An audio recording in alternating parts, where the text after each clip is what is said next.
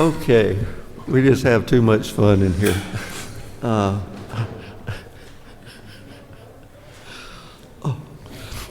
I'm going to ask Chairman Jaspers if he'll open us with a word of prayer. Thank you. Thank you, Mr. Chairman.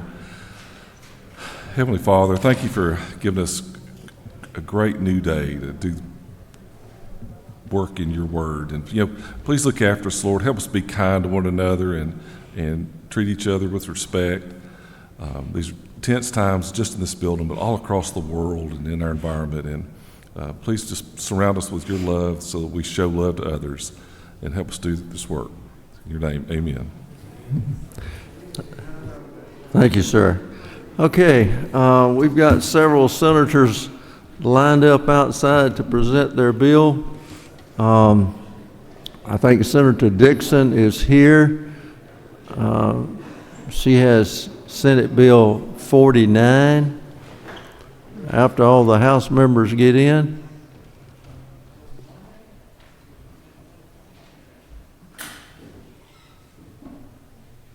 Chairman Newton, sorry to hear about your brother. I know it's tough, but we're really glad you're back. You've been in our prayers. Ms. Lewis, would you bring Senator Dixon in, please?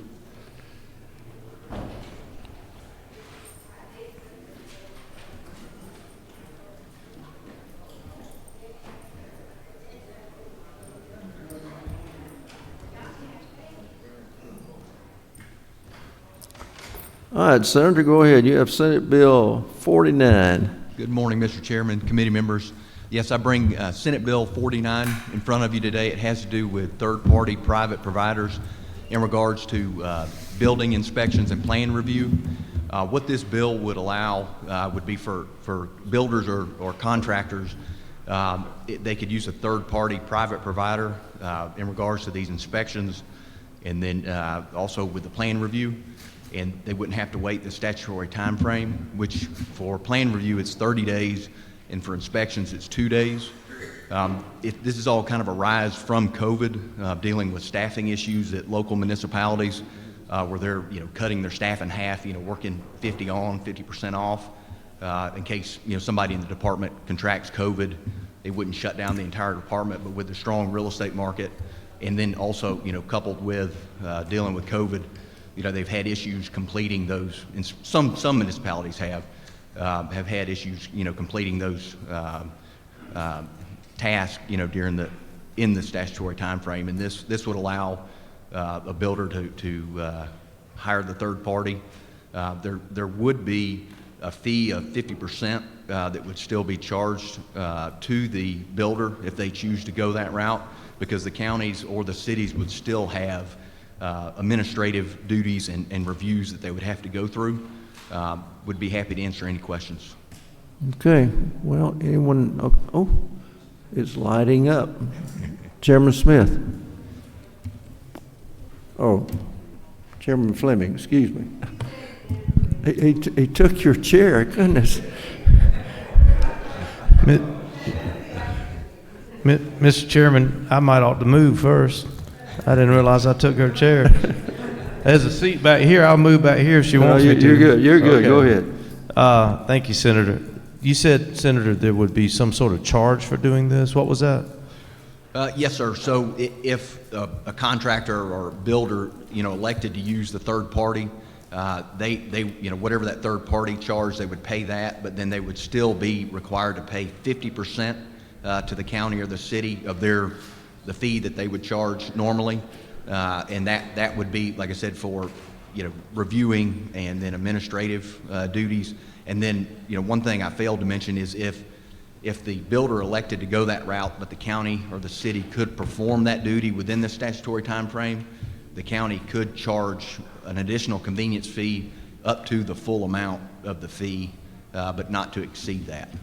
And so, it would be a choice. I mean, like in my home county in Gwinnett, I'm in the building industry, and we don't have that issue and haven't, but some of your smaller municipalities and cities that have had issues with it, it is a great benefit.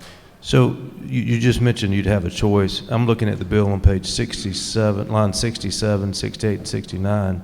The current law says that there already is a choice at the local level to do this. So what we're going to do is mandate that local governments allow this, correct?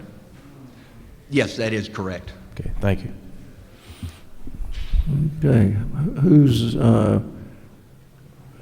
Hawkins, is it you, 51, go ahead. Yeah, thank you. Thank you, Senator. This is a good bill. We had a similar bill about 6 years ago and had this problem in Hall County. There are other counties that some of our builders are doing a really good job where the economy is really booming. We're doing a lot of construction, and the county could not provide the inspection on a timely manner. Even some of these were actually some state-related buildings. So this is a good bill, and it does make it mandatory for counties to provide this. Okay, Chairman Martin. Okay, go ahead. Thank you, Mr. Chairman. The gentleman for a question. I have a bit of experience in this, in people coming, when I was in local government, and we always found it really good, isn't it true, that they would come to us if they even needed people to do it on weekends. We would accommodate them because it was good for our community to help them get along. I'm finding it, along with Chairman Fleming, you know, we allow it to happen now on 67. You're basically telling people you're not going to allow them to make the choice. You're going to tell them they have to. That's problematic to me. I don't see the there. I don't see the problem. If a county or a city is not being responsive, it's to their own detriment. What are we trying to fix?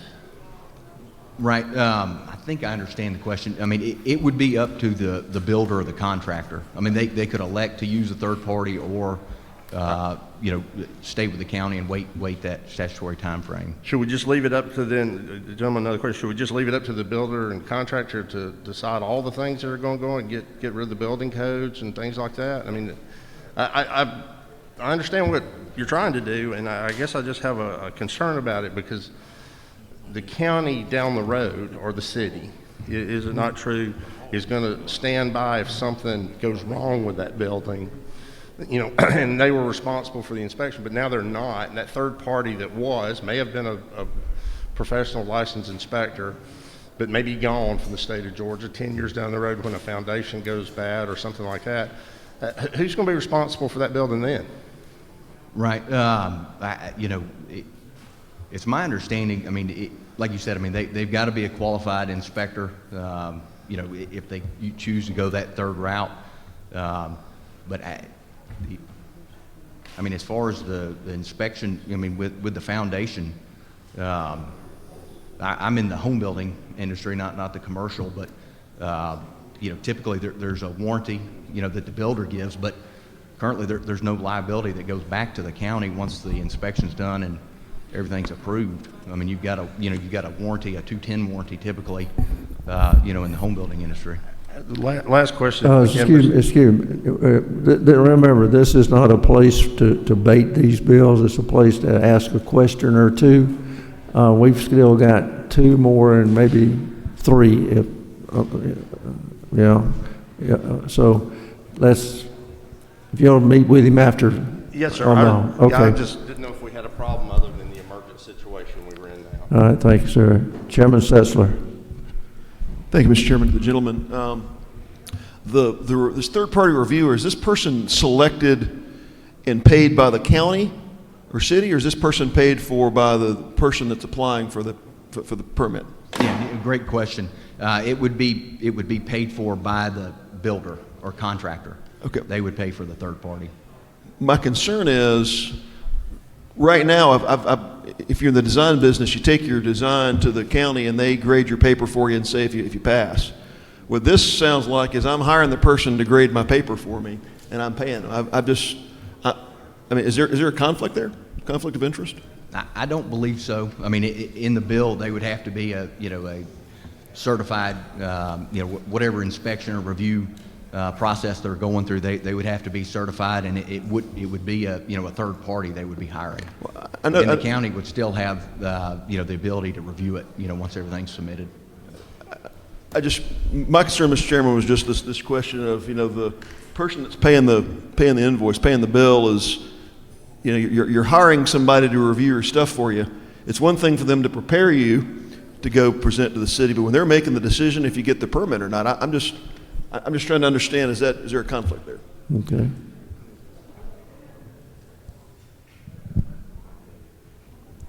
Chairman Taylor. Thank you, Mr. Chairman. Where is GMA on this? Have they voiced an opinion on this bill? Yeah, great question. There was a substitute that was added to it, an amendment, which was friendly, and we added it where there was some language added where it had to be a qualified inspector. So you couldn't, for an example, you couldn't have, talking about foundations, you couldn't have an electrical inspector come and inspect your foundation. They've got to be certified. And once we added that language, they became neutral. What about on the bill. ACCG?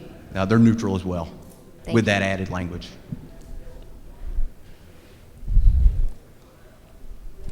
Mr. Dickerson, do you have okay. Who's 51? Okay, hold on, no, just one shot. Okay, everybody else has had at least one question. If you have a question with the senator about this bill, let's talk to him outside and give you a chance to answer some more questions. Thank you, sir. Thank you, Mr. Chairman. Senator Al, she has Senate Bill 82. Good morning. Morning. I've been Hey, instructed to be... hey, Ms. Lewis, would you tell the folks outside to hush? If they want to come in and present their bill, they're going to have to be quiet. Yeah, folks outside are having a lot Why don't you control your senators a little better? I'll try. I've been trying. I'll slap them around when I go back outside. Okay, go ahead. Thank you. Thank you, everyone. I'm Senator Michelle Au. Thank you for allowing me to present my bill, which is SB 82. This bill seeks to clarify the OCGA code related to insurance coverage of emergency care. So the problem this bill seeks to address is retroactive rejection of emergency medical claims by insurance companies when they determine after the care has been received that the patients did not meet the threshold for emergency care. So my bill is very straightforward. It's a way to address a loophole that exists in the insurance code and seeks to protect patients from unfairly shouldering the burden of emergency care simply by adding a clarification that emergency care incurred for symptoms meeting the prudent layperson standard, and I am happy to explain what that means, should be covered regardless of what the patient's final diagnosis is. Okay. I've been told I should be succinct, but I'm happy to elaborate on any of those points. Okay. All right. I don't see any questions from anyone. Thank you, ma'am. Thank you so much. I'll tell them to be quiet.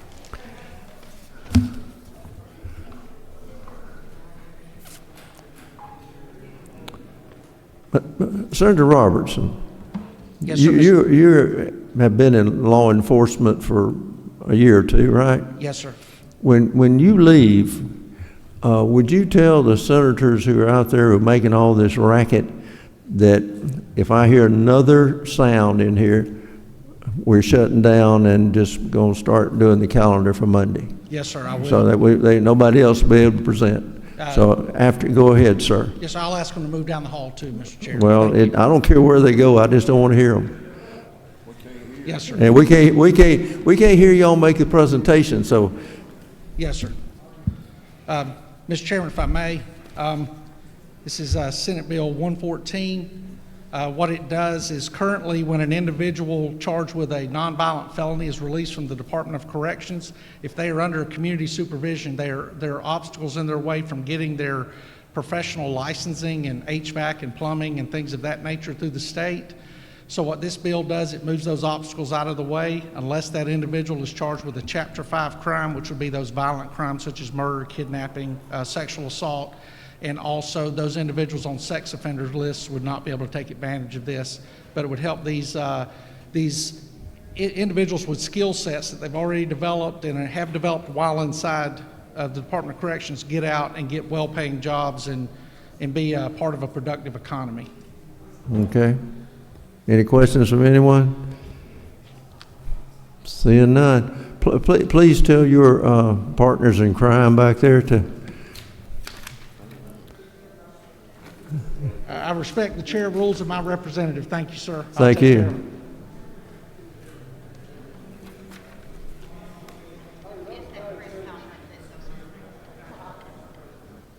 Senator Brass, were you one of the ones making all the racket out there? No, sir, that's a little press conference going Oh, on, okay. Mr. Chairman.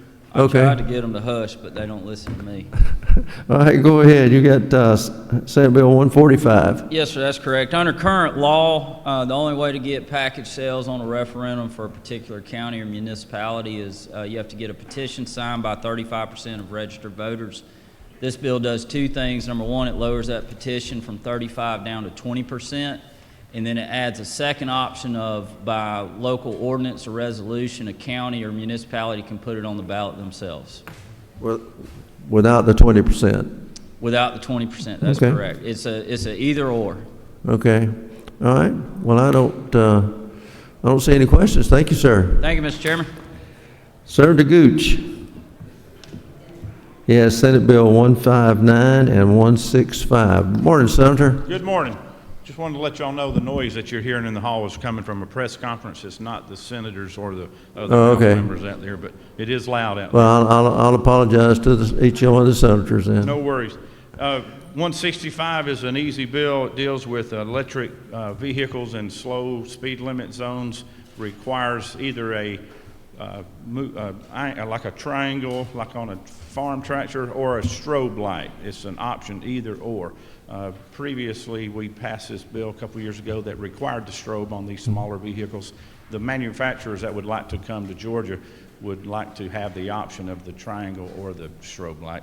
And then Representative Hogan added an amendment to the end of it that would allow those permits to be purchased by the local tag office instead of the Department of Revenue, which would be a big savings for the taxpayer and a very good, better convenience for them as well.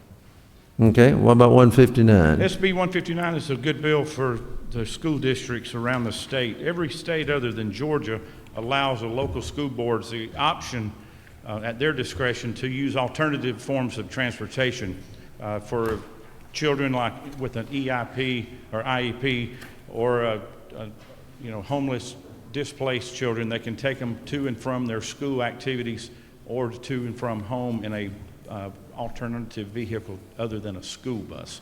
And these regulations would be set forth by the Department of Education and also by the local school boards. So Okay. it's totally local control driven. Very good. Yeah, see no questions. Thank you, sir. Thank you so much. Y'all have a good day. Senator Huffstetler, Senate Bill 164.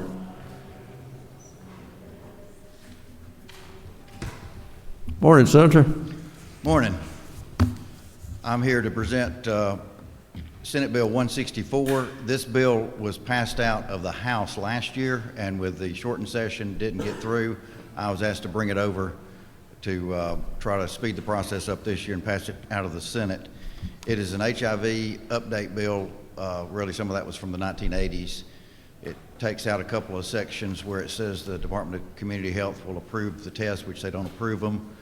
It takes out syringes as a prosecuting item because we don't do that anymore. We've set up some needle exchange programs, and it's got some language that changes the language that was criminalizing negligence and only for intent, and it also makes that equal with the Back the Blue legislation on the penalties. So this was a work of the defense attorneys, prosecuting attorneys, the AIDS Coalition, and the Department of Community Health, and it also acknowledges the HOPE Act, which says that an HIV infected person can donate to another HIV patient, which is already being done. I think there's been about 100 cases of that. We have even some living people doing that as well, so that it really makes more organs available for all around. I hope this was going to go to my health committee over there I'm a member of in the Senate, but it actually went to the Judiciary Committee, and I want to tell the House the language they passed last year, I got it through our Judiciary Committee word for word with not a single word change. Goodness, I'm impressed. Okay, who's Whip? Thank you, Mr. Chairman. Senator, I'm sorry I didn't get a chance to talk to you about this before. Was it the language that we ultimately passed or that we passed out of committee last year? Because last year I had a concern about the fact that we were reducing the time of imprisonment from 10 to 5 years, and I see that's trying to be done again this year. I think there's good pieces in this measure, but I have serious concerns about reducing from 10 to 5. Well, it mirrors the legislation, I think, on criminal justice reform that we've done on that sentence. And my understanding is this is what came out of the full House last year. Okay. Again, I just have concerns when someone wants to knowingly infect someone with HIV or AIDS that we're reducing the time of imprisonment. All right, thanks, sir. Thank you. Chairman Fleming. Thank you, Mr. Chairman. My concern was the same as the whip's, and he expressed it. Okay, thank you. All right, that's all I see. Thank you, sir. Thank you, Mr. Chair. Senator Mullis comes in next.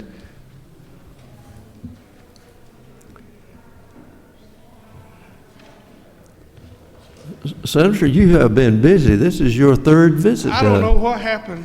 I didn't mean to, but I do have a lot. And we can't hear you out there because of the press conference. I just want to report that. Who's having a press conference on it? I have no idea. They didn't invite me. Asian American, okay. Yeah. But I'd like to thank you for hearing me today. And Senate Bill 195 is the Georgia Hemp Farming Act, very similar to the one you had in the House, and we're just defining process and processing in agriculture community. There's not the same experiences with when you're drying or curing or shucking or bucking or storing or trimming or as processing. It's just a little different. I won't go into any of that unless you want me. But I'd be glad to answer any questions. Now, you farmers know what all that is. I had to look it up. I think the speaker will want to help grab this thing. Okay. I'll talk to Mike. I'm a little nervous. Okay. Now. Okay. Wait. I don't see any more questions. Okay. Thank you, sir. Let me know how I can help you. Okay, I'll do it. Thank you, Senator. Again, is not here. Okay. Senator Anderson. Morning, sir. Morning, Mr. Chairman. I bring to you today Senate Bill 247. It's about the the Peach Commission, the Blueberry Commission, and Apple Commission. Right now, currently, they have to advertise if they want to change their bylaws. They have to advertise in the Atlanta paper, and it's so expensive, and it's not really getting to the right people. So now this bill makes it to where they can advertise in the market bulletin, and it really get to the people it needs to get to. Okay. See no questions. Thank you, sir. Thank you. Also, friendly reminder, I got Senate Bill 9 too, Mr. Chairman. Yes, sir. Thank you. Y'all have a great day. You too. All right, Senator Burke. Senate Bill 256. 256. Morning, Senator. Good morning, gentlemen and ladies. This Senate Bill 256 is a bill related to the Department of Public Health. It allows the commissioner to appoint her district health directors. Be glad to answer questions, Mr. Chairman. So they're going to appoint 159? As of now, it's 18. It's 18. Just okay. 18. All right. Chairman Hatchett. Senator Burke, Yes, sir. Does Dr. Toomey or the Commissioner of Public Health now, Public Health, do they have the ability to turn down the person that a local Board of Health recommends, or have I got that right, or am I missing that?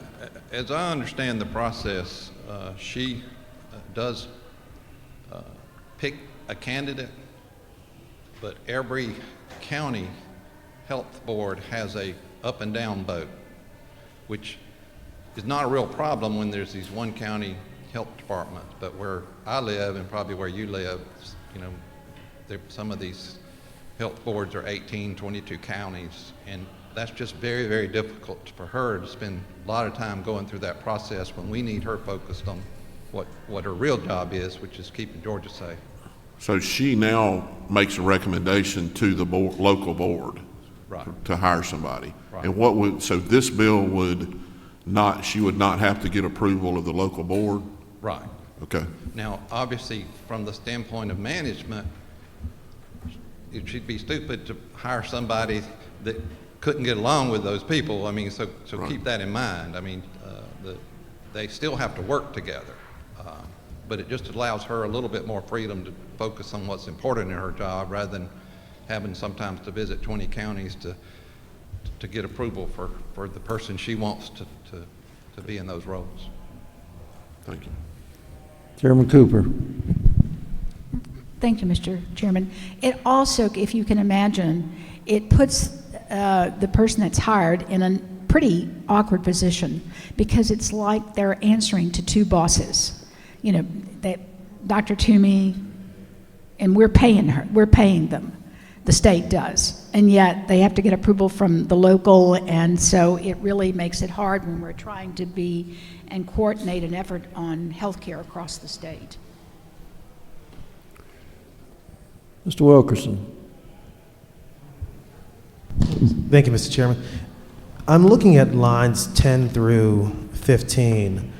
Currently, I know through this COVID crisis, I reached out to our health department director quite a bit. And as a physician, I felt comfortable passing along the information.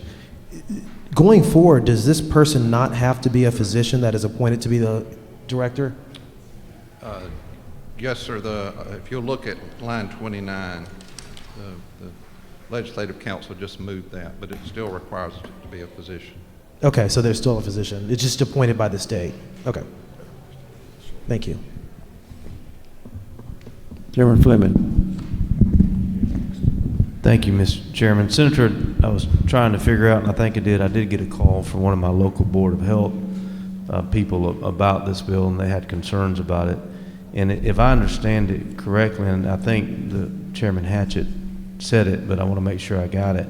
Right now, our local people choose this person, and we're going to take that away from them and give it to the state. Is that right? No, that's not quite. I mean, the commissioner chooses them, but the counties have an up or down vote on that choice. They confirm the choice, and if they don't Right. like it, they can vote no. That's right. Now, that, again, So that's what we're for taking. counties where you live, where those districts are tiny, right now, that's not really a problem. But unfortunately, our health districts are not uniform, and most of our health districts have, like I said, multiple counties, anywhere from 10 to even 25. So it is a very cumbersome part for the rest of Georgia, the Fultons and the DeKalbs and Gwinnett's, when there's a single or just two counties. It's working fine in those districts now. It's the rest of the state that's the problem. So you're saying over to my area, which is Augusta, but is surrounded by rural areas, it is or isn't a problem that we're trying to fix? It could be. Again, every district's different, but that is part of the issue is as Chair Lady Cooper said, you know, so many of these health districts, you've got 20 bosses instead of a direct up and down line, chain of command that makes it effective. Thank you. Chairman Jaspers. Thank you, Senator. Just a question kind of following up on those two previous questions. Have these local boards ever turned down a nominee by the commissioner? Does that happen often? I don't have the answer to that. Okay. Will Kelly. Thank you, Mr. Chairman. I'm just trying to understand the process, and admittedly, this isn't a space I'm very familiar with. How are the local county Board of Health members selected or appointed? Who does that, or how does that work? The county commissioners, I believe, or and maybe city council. I mean, you know, I don't know, again, the details, but those are locally appointed boards, the county boards of health. Okay. All right. I think Chairman Fleming just cleared it up for me. I was just trying to understand that thought process. Thank you. All right. See no more questions. Thank you, sir. Thank you.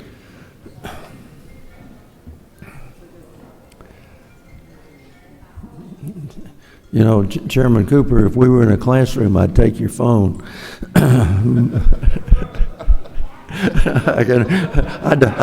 I don't want it. I'm not in the classroom. I don't want it. I'm gonna be, yeah, okay. Senator Harper, Senate Bill 260. Yes, sir. Good morning, Mr. Chairman, members of the committee. Good to see all of you. It's Senate Bill 260 does three things, basically. One, it deals with wastewater and soil amendment type things. It allows the board, the wastewater board, to charge a nominal fee to continuing education companies that want to provide courses to licensees of the board. The other two things that it does is it's kind of cleanup from House Bill 1057, which this body, the General Assembly, passed last year, that deals with soil amendments.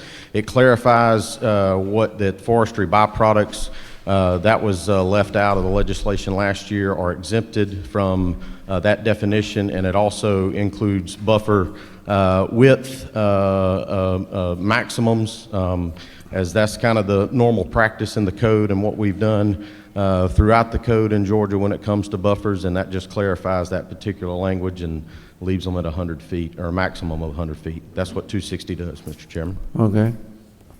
I don't see any questions. Thank you, sir. Thank you, Mr. Chairman. Hold on Appreciate one it. second. Yep. Got one. Mr. Williamson. Senator, is it true that you serve, isn't it true you serve on the Senate Rules Committee? I serve on the Senate Rules Committee, Isn't yes, it sir. further true that a certain senator that might be presenting the bill today was rather harsh to this House member the other day? It's possible that there was a line of questioning to my distinguished friend. Would most people in the general public consider those a mean attack on a otherwise well-meaning House member? Well, I guess it depends on how it was portrayed to my friend. Do you think it deserves an apology?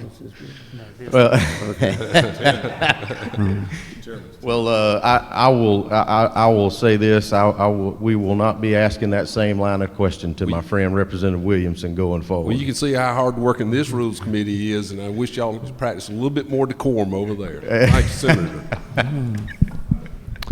All right, I see no more questions. Thank you, Mr. sir. Chairman. Y'all have a great day. You too. Bruce is tender. Okay. Representative Jackson, you ready for this? There you go. Thank you, Mr. Chairman. I have House Bill 745, and what this bill does is allow our County Board of Education in Washington County to have nonpartisan elections. Okay. I see no questions. Thank you, sir. Thank you, sir. All right, so we had everyone except Senator Gann show up.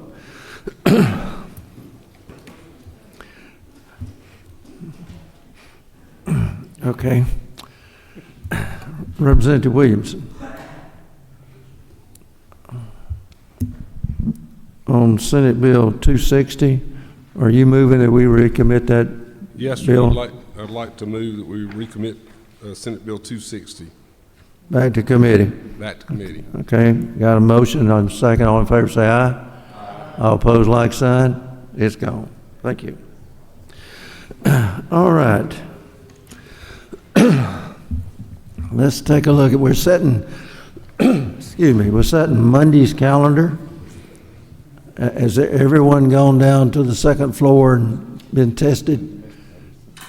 If you haven't, you need to, because I've only got 3 more to go. I was talking to my wife last night, and I tell you, I don't know how many days of session we got left, but I know how many days I got to go spit in that cup. So, okay, we'll set Monday's calendar. Senate Bill 9, I hear a move. All in favor say aye. All opposed, like sign. Okay, raise your hand, those are opposed. Okay, it's on. All right, I skipped a little item here. Representative Lumsden. Mr. Chairman, I move that Senate Bill 80 be returned to the Insurance Committee for further Okay, consideration. We got a move and a second. All in favor say aye. All opposed, like sign. It's back in insurance. Okay, let's go ahead and do finish the calendar for Monday. Senate Bill 32, do I hear a move? Got a move and a second. All in favor say aye. All opposed, like sign. It's on. Senate Bill 49, do I hear a move? Got a move and a second. All in favor say aye. All opposed, like sign. Okay, got a, all in favor, raise your right hand.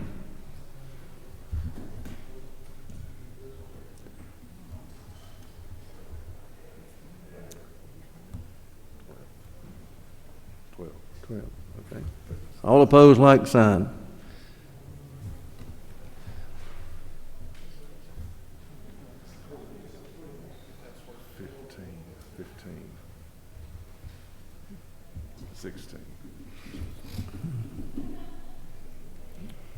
Okay, the yeses were 12 and the noes were 16. It will not be on the calendar Monday.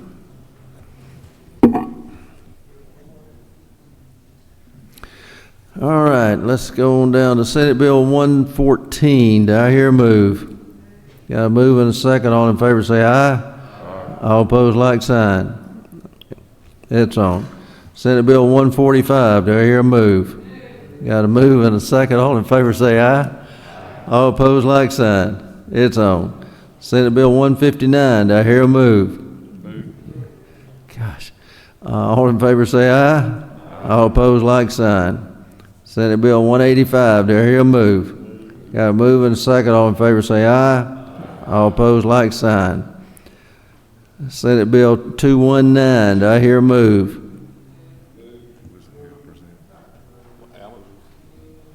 That's yesterday. Oh, we did. Mm-hmm. Okay, got a move and a second. All in favor say aye. All opposed, like sign. It's on. Senate Bill 247. Do I hear a move? Got a move and a second. All in favor say aye. All opposed, like sign. House Bill 745. Do I hear a move?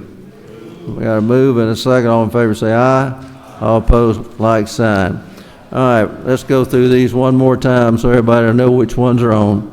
Senate Bill 9, who will be carried by Chairman Newton. Senate Bill 32 by Representative Gullett. Senate Bill 114 be carried by Montahan. Senate Bill 145, Ballinger will be carrying. 159, Barr will be carrying. 185, Todd Jones will be carrying. 219, Powell will be carrying.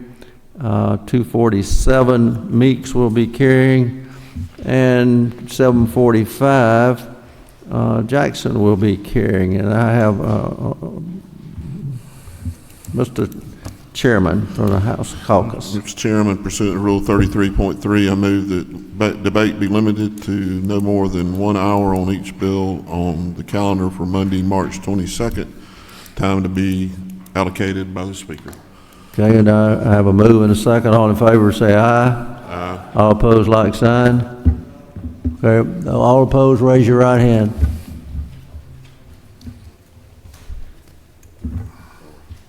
Okay, it passes. Limit the debate to 1 hour as discretion of the Speaker. All right, thank y'all. Y'all have a great day and see you